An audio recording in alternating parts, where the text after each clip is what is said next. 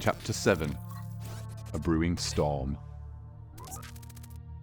The air had an ominous, dark mood. A storm was brewing. The lady in the red dress sat atop a hill, the skirt of the dress billowing out in a circle around her. Her only companion on the hill was a small, scraggly tree.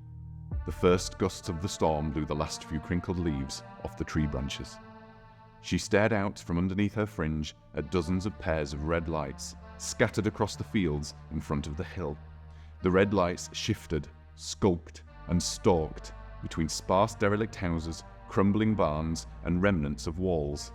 They were all cautiously making a beeline for her. The abandoned cluster of farm dwellings was now a battleground, her versus them. "You should have brought more of your friends. Big mistake, morons. This won't take long." She deftly swung and twirled a large staff over her head. The golden staff had an intricate, serpent-like dragon embossed along the entire length. Atop the staff sat a large disc with flowing gold and red swirls. It was, in essence, an elaborate, giant gold lollipop. The eyes, noticing the swirling motion, started to move quickly, urgently, desperate to close the gap. One final twirl and the lady in the red dress slammed the staff into the ground in front of her with an audible clang of metal hitting metal. The ground briefly rippled outwards from the staff. A backlit hexagon mesh rode the rippling surface. "Okay, you metal sons of bitches, playtime." The lady in the red dress closed her eyes, concentrating intently. Both hands gripped the staff. She twisted. There was a loud click, as if something was slotting into place somewhere unseen. The pair of eyes closest to her belonged to a rusted, gnarled metal tiger, starting to climb up the base of the hill.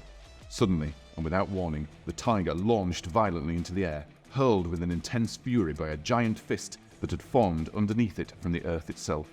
After arcing, the tiger fell back with a crash and a series of yelps into a pack of rusted metal wild dogs. The fist maintained its momentum, crashing into the group, then exploded into component parts of stone, mud, and grass. Several pairs of red lights faded. Too easy. Another twist. Another click. Large stones dislodged themselves from derelict buildings and floated upwards from where they rested on the ground, then flew from left to right and right to left.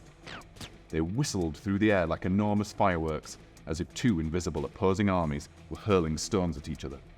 A stone building section smashed into three beasts, knocking them off their feet with an audible crunch. Several wall sections crushed metal bodies into the remains of a house which crumbled on impact, burying more metal carcasses. One projectile took the head clean off the metal wolf. The head rolled to a stop in front of one of its comrades. The few remaining pairs of eyes were panicked, no longer fixated on the lady in the red dress as they frantically tried to find some way out of the sudden and brutal war zone. Pathetic. Another twist. Another click.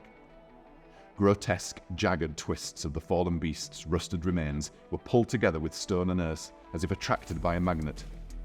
The debris formed legs, a body, and arms. In moments, two massive golems rose from the remnants of metal corpses and derelict buildings. Each golem had wrecking ball fists made of rusted, jagged shards, which they swung mercilessly at the last few survivors of the metal beast army. Some ran, others fell, to thumping, crushing blows. On completing their brief and violent mission, the golems collapsed, crumbling back to debris and metal fragments, crushing the fleeing stragglers. More lights went out. Just as the storm's first raindrops started to fall, the battle was over.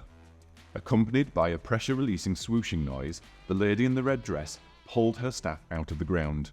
Her shoulders slumped in exhaustion. Then, a large shadow slowly crept across her dress until it completely enveloped her. Something massive loomed over her. "You're late again, you tiny imbecile. I had to do all the work myself. Mop up any stragglers, you useless cretin. I need to recharge."